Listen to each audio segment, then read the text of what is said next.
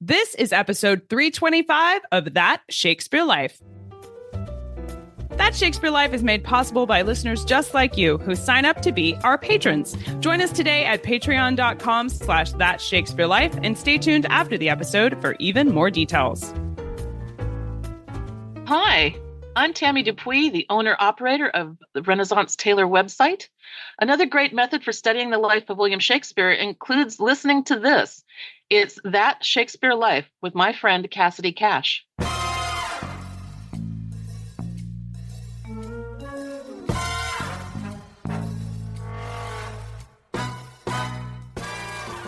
Usually, Morocco was mentioned as a dancing horse, which meant a couple of things. Yes, it could, most probably it could stand on two legs and, maybe take a couple of steps even like a circus animal today.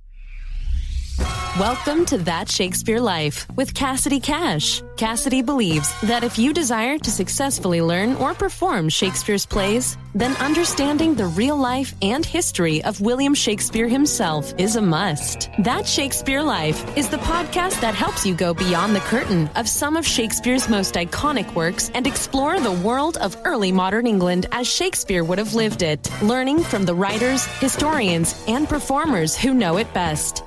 And now, here's Cassidy.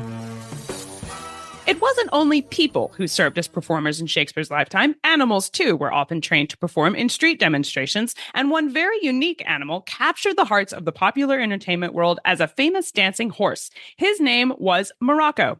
Morocco was famous during Shakespeare's lifetime, with over 70 books, pamphlets, and woodcuts published showcasing the talents of this horse that entertained crowds of all sizes. He and his owner traveled across England and even internationally, displaying circus feats, tricks, and even magic. Here today to share with us the history of Morocco, the dancing horse, including where his story overlaps with that of William Shakespeare, is our guest, Natalia Pikli. Dr. Natalia Pikli is associate professor at the Department of English Studies in Budapest, Hungary. She was the president of the Hungarian Shakespeare Committee from 2018 to 2023 and a member of the presidential board before that. Her research interests are wide-ranging, with a strong focus on early modern popular culture, Shakespeare, theater, drama, cheap print, and emblems, besides the present-day reception of Shakespeare in the theater and popular culture. She has published extensively on these topics, and we'll place links to her work and some of her publications in the show notes for today's episode. She is currently working on her third book on Shakespeare. In her free time, she directs amateur student performances and writes theater reviews. You can find out more about Dr. Natalia Pikli in the show notes for today's episode. Hello, Natalia. Welcome to That Shakespeare Life. Hello, it's so great to be here again. Who was the owner of Morocco the horse? And is the owner the same person who would have trained him? Yes, the owner is the same person who trained him. That is something that we know for sure. And we also know that his name was Banks, but it was spelled differently, like B-A-N-K-S or with an E or with a C as well. So somebody called Banks was the owner and the trainer of Morocco, the Wonder Horse. Do we know what kind of horse Morocco was?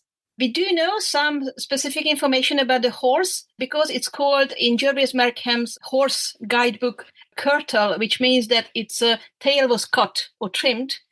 And it's called a bay horse, which is a special color. It's a kind of a white grayish color. Sometimes it's called a white horse, but most often it's called a bay horse. That is a kind of a grayish, whitish color. And the question about the breed of the horse, this is something that we know nothing about. In a period woodcut of Morocco, he is shown dancing up on his hind legs. Was this really a trick that Morocco knew how to perform, dancing upright like a person? Usually, Morocco was mentioned as a dancing horse, which meant a couple of things. Yes, it could, most probably it could stand on two legs and, maybe take a couple of steps even like a circus animal today.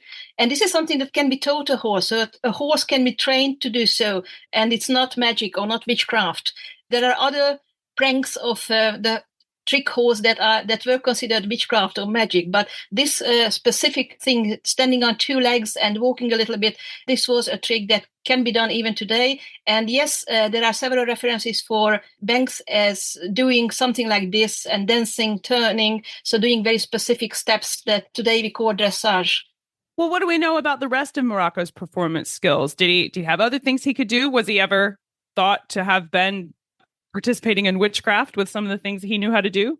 Yes, well, the pranks or the tricks of this wonder horse were many. And some of them are legend material. Some of them are actual, physical tricks that could be taught. So to put it very simply, the physical feats that Morocco could do, dancing, prancing, taking a couple of steps, that's so far so good. I mean, it can be taught to a horse. He was also considered a kind of an intelligent horse who can tell people apart, who can tell in a crowd who is an honest woman and who is a dishonest woman, a whore, and who can make a difference between a Spanish and an English person in the crowd.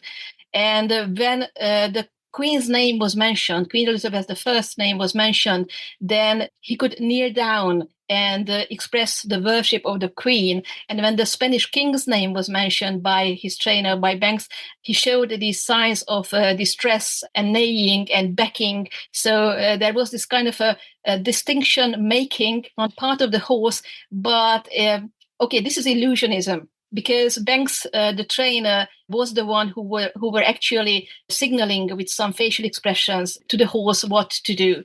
But for the crowd, it was seen as magic and as an intellectual quality.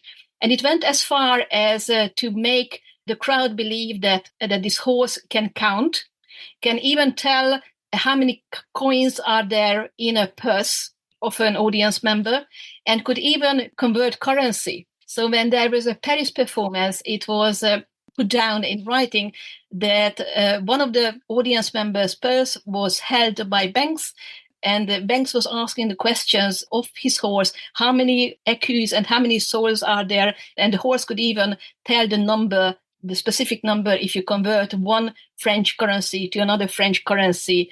So how many units of money are there?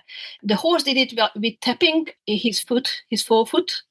And most probably this was the trick that Banks was, signaling to the horse, because we also have another record that states that Banks was always very much in silent conversation with the horse, and the horse never took its eyes off the trainer. So he definitely knew what he was doing to. That's some pretty impressive horse training skills from Banks there. Yes, it was. And maybe that was why it became such a popular phenomenon. So Banks and his horse, and actually this phrase, Banks, his horse, became a very kind of a viral phrase. So it resounded in more than 70 books and all kinds of pamphlets and plays. And Banks and his horse became this kind of a very popular entertainment item that everybody knew about. And poets even complained. One of the very first references to Banks and his horse is by a poet who says that, John Davis, who says that everybody knows Banks and his horse, but nobody knows me. It's hard to compete with a dancing horse. Yes, it is. Was Morocco part of a playing company, or when we're talking about him being a performance horse or entertainment, where would people have seen him perform? Was this just on tour, or did he go to performance venues and do a show, for example? We have information about Banks and his horse performing in London, most definitely. And they also went on tour. It was not a company. It was always just Banks and his horse, and maybe a musician could accompany them with the dancing tricks. But mostly they are always referred to as Banks and his horse. And we have records of them performing in Edinburgh and also in the northern part of the country. And we have other records. Some of them are trustworthy. Some of them are less trustworthy, of them going on a foreign tour to Paris and Orléans, Frankfurt, Wolfenbüttel. Not all of these records are as trustworthy as to be held up in court, as hard evidence. But as far as we know, it was such a popular entertainment piece that almost everybody at the very end of the 16th century and the beginning of the 17th century knew about them. We have stories about Moll Cutpurse riding Morocco cross-country. She accepted a dare and selected Morocco as her horse to complete this. But were performance horses like Morocco hired out for this purpose to other performers who were doing acts in different ways? No, it is a common misunderstanding. We have this biography of Moll Cutpurse or Mary Frith from 1662. And what is recorded in that biography is that they were fellow humorists. So they were entertainers, Moll Cutpurse and Banks and his horse, of course. And they had a wager. So Banks and Moll wagered that Moll would ride in a men's doublet and hose and in a men's manner, straddling the horse through London. So not in the country, but in London from Cheapside to, I think, Shoreditch. But it is never mentioned that she was actually riding Morocco, the Wonder Horse. So this was a wager for Moll Cutpurse to ride as a man through London, which she did, even carrying a trumpet to anger more people, I guess. But it is not in the pamphlet that the horse that she was riding was Morocco. And it's not very probable that it was Morocco, because Morocco was trained for different tricks, and don't waste, don't use your prize horse on a dare. Yes. Yeah. That makes sense. So Morocco could do other tricks as well. So counting was one of them. But again, counting dice, the points on the dice, or counting money, or counting something else, appeared like magic or witchcraft, but it was actually suggested by the trainer, and the horse, indicated it with his forefoot, and also some other tricks that he did. Yes, he could play dead. So when Banks was, for instance, suggesting that he would sell his trick horse to the French post because the horse is not behaving, this was the Paris performance, then the horse expressed depression, so he was deeply depressed and laid down. Horses don't like to lie down, but lay down and played dead. And when Banks sort of forgave the horse, then the horse sprang up, and it was a kind of a, show element. And this is pretty much certain that it actually happened, and this is doable with horse training. And the guy who wrote this down was a French aristocrat, or lesser aristocrat, Jean de Montillard, and he was writing about his performance in French in a book, in a kind of a marginal note. So this is sort of trustworthy material. And another famous thing that he did, and it's a bit vulgar, but the horse drank a whole bucket of water and then it pissed on the stage at Banks' bidding. So, so it's also recorded that the horse could dance and piss and fight and tell what coins you had in your purse. And there was this one moment when he became really famous, when his trainer Banks took the horse up the top of St. Paul's Cathedral in 1601. It really happened. So we have several sources confirming this, that at the time, St. Paul's Cathedral did not have a steep staple. It was burned down a couple of decades ago, and it was a kind of a flat top on St. Paul's Cathedral, but there were almost 1,000 steps leading up to it.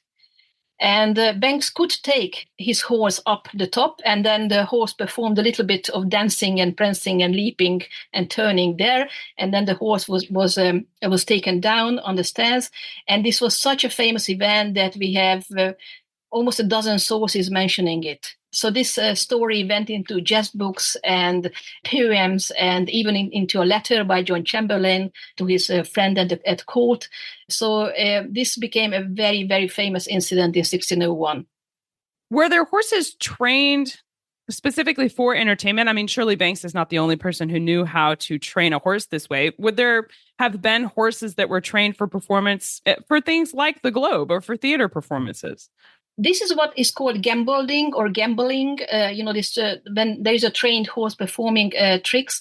But the word gambling referred to any kind of entertainment. So for people doing some kind of entertainment was also called gambling. So the kind of trick horse or circus horse pranks that we are accustomed today, I mean, it was only done by Banks and his horse.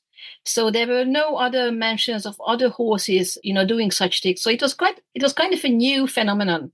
There was some horse training which focused on how to ride a horse in a very showy manner, so to say, but nothing like the tricks of Banks and his horse. So Banks and his horse were quite unique at that time in England, definitely. And as regards the theatre, to bring a horse on stage is impossible and very tricky. First of all, in the public theatre of the time, you have stairs or a ladder leading up the stage. Horses don't like stairs. And then you have to dismantle the stage to some extent to put a horse there. Another thing that makes it very tricky is that a live animal, especially such a big live animal, is very dangerous on stage because it can do all kinds of stuff that does not go well with the performance, with the, bodily fluids coming out of the animal. Actually, we have Thomas Nash mentioning this, that most probably Banks cut the tail of the horse, so it's a curtal, because he didn't want any horse shit stuck into it while performing. But that's just a kind of a side note. So no, not in public theaters, not in theaters. Mostly such performances took place in open air squares or open galleries. So definitely not together with a performance of a play, like a Shakespearean play. And that's why Shakespeare says that when we mention horses, imagine them. This is the famous prologue of to Henry V. And we can see from the difficulty and the novelty of Banks's horse doing some of the things he did, that this was definitely not something that was commonplace or easy to accomplish. Mm-hmm. A lot of this history that we've covered today about Morocco and his trainer, you've mentioned, comes from oral history or hearsay. Aside from, the 12 records, there's some conflict, I guess. Some of the records about Morocco are provable and reliable, and others of them are not. And I wanted to know about, how do we know when a source is reliable or trustworthy enough to conclude things like that Morocco was a real horse and not just an anecdote someone told along the line, especially since there aren't others to compare him to? How do we know that we know about this horse? Uh-huh. Okay, this is the time when cultural historian or literary historian works like a detective, looking at clues, and we are working with degrees of certainty. So how certain, how trustworthy a source is. We always have to take into account whether the person, the voice who is telling this story, has an agenda or has something to prove, or why they are telling this story, and who is speaking from what position. And by considering all these aspects, you can come to a kind of a conclusion how trustworthy the source is. For instance, in 1609, you have a bishop, the Bishop of Chester, Thomas Morley, speaking about Morocco, the horse and the trainer, and he starts speaking about them. I have heard told. So it was told to me via oral history. And the story, he says, is very interesting. It talks about the Orleans, a French performance of Banks and his horse, when they were accused of witchcraft and magic by the Capuchins, by Catholics. And they proved that they are not evil black magicians by a trick of Morocco, the horse. The horse could find the one person in the crowd who had a crucifix fixed to his head. And when finding the crucifix, the horse kneeled down, expressed worship. And the Capuchins believed that if a horse can do so and can recognize a cross or a crucifix, then it's no witchcraft and it's not evil magic. Because it's a Bishop of Chester who is telling it, who was very much against Capuchins. There is an agenda here. So, but if we take this story, and we have other stories which tell us that Morocco could actually pick out a person in a crowd, be it a Spanish person or a whore or some other person, and pull or draw this person, with his teeth and mouth to his master, to Banks. So we can conclude that this was a trick that he could do. And most probably he would never recognize a crucifix or a cross, or he would never recognize, a shilling from an écu, so different coins. But the physical trick that was done could be taught and could be trained at that time. And we have this horse training manual by Jervis Markham in 1608, which already in the title mentions Banks and his horse training. And then he tells us how these physical tricks can be taught to a horse. So whenever we have sources about Banks and his horse, we are quite fortunate because we have a number of sources, but you always have to weigh them according to their trustworthiness, and you have to compare them. And if you have many of these sources saying the same things or something similar, then it's closer to a fact, and it's not fiction. But we have to be careful because a lot of the stories that are told about Morocco and Banks are legend material, just like the ones about Moll Cutpurse, because they were so famous. And that's why it's not very good if somebody takes everything at face value. And some stories on the internet or even appearing in books talking about Morocco and banks do not take into consideration the different degrees of trustworthiness of the sources. And if they take everything at face value, then it's no good, because fact and fiction should be distinguished. Well, if we are, and I think at this point we are delighted to explore the story of Morocco further, what are some of those reliable sources that you're mentioning? Where should we start if we want to explore some of the history that we can feel confident about? But first of all, I would go back to the original primary sources. So, for instance, if you go to the database, the Early English Books Online, and you actually read this biography of Moll Cutpurse, then you will see what the actual information there is about the wager between Banks and Moll Cutpurse not riding Morocco, but just one horse. And then you can also see how the pamphlet starts with the prologue when the anonymous author talks about Moll. So you can sort of position, the voice that is speaking. So you can go back to the original sources if you have a subscription to Ibo or some other open access old sources. But if you're interested in other books, we have 2 chapters in 2 books which are very trustworthy when it comes to Morocco and banks, but they also focus on their own specific concerns. You have Kevin de Ornella's book on horses, and there's a chapter which focuses on this climb up St. Paul's top, the St. Paul's Cathedral's top. And in this chapter, Kevin de Ornella speaks about how it was humiliating St. Paul, the cathedral itself, the whole act. And we have another very interesting chapter by Erica Fudge in her book, and I put the book in the show notes. I hope the books will be put there. Yes, absolutely. Absolutely. She focuses on the difference between human and animal in terms of reasoning and in terms of intellect. But the information that you can find there in these 2 books is trustworthy and is good.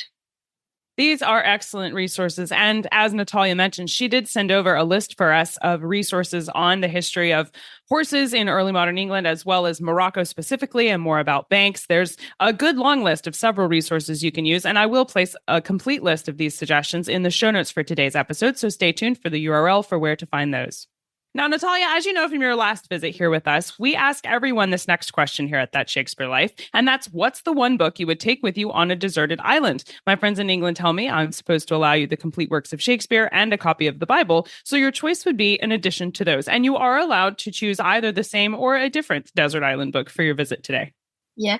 Last time I chose Holinshead's Chronicles, which is full of stories, and all the 6 volumes of the folio would keep me occupied for a while. But now I would opt for something more lyrical, and I would take the collected poems of William Butler Yeats with me. I need poetry. You need poetry when you are on a desert island. I think it's necessary. Yes, absolutely. What's next for you? What are you working on now that you're excited about? I would like to write an article about Morocco, the Wonder Horse, and all the sources. So kind of, spell it out, whatever I started talking about in an academic article. So this is definitely one of my projects. But as usual, I'm working on several projects at the same time. I'm writing a book in Hungarian on Shakespeare, a kind of an all-around Shakespeare book for the general reader. And I'm also interested in emblem writers. So I will be writing about George Widder, who also mentions Banks and his horse in his emblem book. So again, I mean, as every scholar, I think these times I'm involved in several projects that I'm excited about. This sounds like so much fun stuff coming from Natalia Pikli. Thank you so much for being here this week to share with us the history of Morocco the horse and setting us straight on some of those legends that we would like to know about this performing horse. It's been a delight speaking with you. Yeah, it's been a real pleasure. Thank you very much. Thank you. You can find links to more of Dr. Natalia Pikli's work in the show notes for today's episode. There, you will also find a complete list, not only of the resources she mentions in today's show, but all of the rest of the sources that she sent over. It is a complete list of at least a dozen records on Morocco the horse and Banks and this legends, as well as the facts, what we know and what we don't know about not just Morocco, but about performance horses and horses in general for Shakespeare's lifetime. So if you're interested in more information, make sure you visit the show notes for today's episode at CassidyCash.com/episode 325. That's CassidyCash.com/EP325. While you're on the show notes page, if you would like a more in-depth look at the visual history for what we're talking about today, including copies of the woodcuts of Morocco the horse and links to some of these primary documents like John Chamberlain's letter, where he talks about the famous performing horse, as well as some of those records of Morocco walking up to the top of St. Paul's Cathedral. And I'll even include an image where you can see how the steeple was not pointed but is flat. All of these things are included in what we call our detailed show notes for today's episode. These are available for patrons of our show, and you find them right on the show notes page. There's a button there called Become a Patron, where you can either join us as a patron, or if you're already a supporter of our show, you can use your Patreon credentials to log in, and all the extras will expand right there on the show notes page. Again, you can find all these things at CassidyCash.com/episode 325. That's CassidyCash.com/EP325. That Shakespeare Life is made possible by listeners just like you who sign up to be our patrons. Patrons of That Shakespeare Life get unlimited access to all of our detailed show notes for all of our episodes here at That Shakespeare Life, as well as special insider extras, including a video library, animated versions of Shakespeare's plays, and a collection of educator resources that coordinate with our podcast. Find out more, explore all the extras, and sign up today at patreon.com/thatshakespearelife. That's patreon.com/thatshakespearelife. That Shakespeare Life is researched and produced by me, Cassidy Cash. Our audio engineer is Gary Mayholm. That's it for this week. Thank you for listening. I'm Cassidy Cash, and I hope you learned something new about the Bard. I'll see you next time. Bye-bye. Thank you for listening to That Shakespeare Life. As always, the best conversations happen after the episode over at CassidyCash.com. Become a part of a vibrant Shakespeare conversation by adding your voice over at the website. Until next time, remember, when you want to know William Shakespeare, you have to go behind the curtain and into That Shakespeare Life.